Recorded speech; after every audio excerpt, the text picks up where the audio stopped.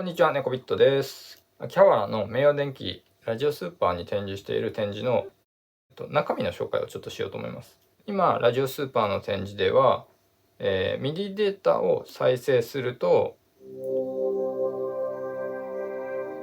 音楽と光が一緒に、演出されるという展示をしてます。この光の制御が今回結構メインの内容になるので、それについてちょっと解説をしようかなと思います。今回肝になっているのがこの、新しく作った基板ですね。グローブ MIDI ユニットという基板なんですけど、そいつで、MIDI のプレイヤーから MIDI 信号を受けて M5 アトムに対して、信号を渡します。でその信号をゲーミング仕様ドデカ小数材ベースの中に入っている LED に渡してその LED を光らせてるっていう内容ですね。で、このデータの中身がですね、今中身表示してるのがこっちの、画面に表示されてる内容なんですけど、まずですね、上から説明していきます。上は右の音符の信号です。ノートナンバー。音符は実は何でもいいんです。今ここに鍵盤つながってますけれども、どの鍵盤を叩いても、音符の信号であれば全部光ります。弱く弾くと弱く、強く叩くと明るく、そういう風に反応するプログラムがこの中に書き込んであります。2番目っていうのが光の減衰する速さなんですね。ちょっと再生してみましょう。そうするとこうノートが入るとともに減衰が始まるような状態ですね。で今のところは最高速ですね。リズムが細かいのでこの部分ですね。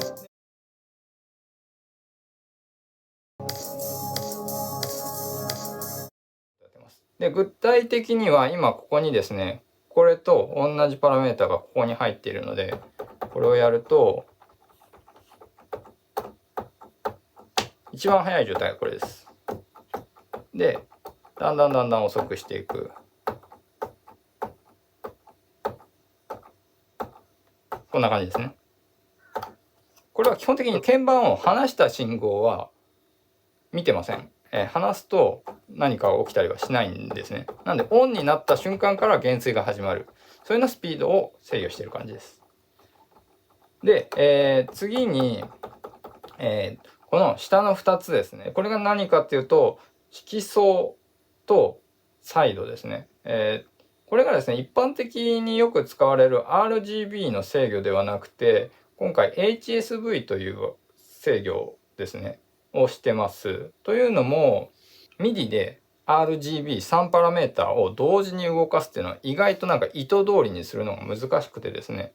この色相ってやつですね、ここが0で、パラメータとしては360度、何度っていう角度で表せるんですけど、それを右の0から127に割り当てて H を、1パラメータでこの色の中を全部行き来できるようにしてあります。それがですね、これをこういう感じですね。今この色相をずっといじってます。で色相をいじりながらさらにサイドもいじっていくと、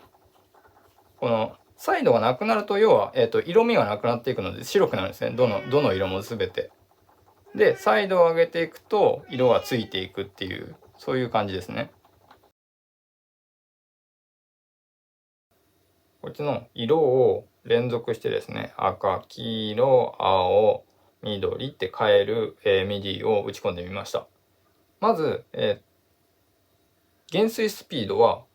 値を大きくすればするほど遅くなるので一番最大にして、減衰をなるべく遅くしました。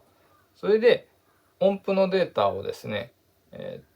間髪入れず連続でこう鳴らすことでですね、減衰をする前に次のスイッチが入るようにしてあります。色のサイドですね、鮮やかさはマックスにしてあっていろんな色が出せるようにしてあります。で、この色相の部分ですね、0のところが赤、110のあたりが黄色、64のあたりが青、ちょっと紫寄りですけどね、青それから30のあたりに緑がいたので、それをですね、それぞれ点で打って、色の変更をしてあります。一回変更されると次の音符が鳴っても同じ色で光るので、こうカチカチカチという感じの変化になるんです。このプログラムなんですけども、グローブ MIDI ユニットのサンプルプログラムとしてですね、GitHub で公開しています。ぜひちょっと遊んでみていただきたいなと思います。今これ M5 Atom でやってますけど、M5 スタックとか ESP32 とかそういうのでも、ピンの配置だけ変えてあげればいけるんじゃないかなと思うので、いろいろとですね、チャレンジしてみていただけたらなと思います。ね、こんだけかなり短いコードなので、遊んでみてください。皆さんこのですねグローブミニユニットぜひですねちょっと遊んでみてください。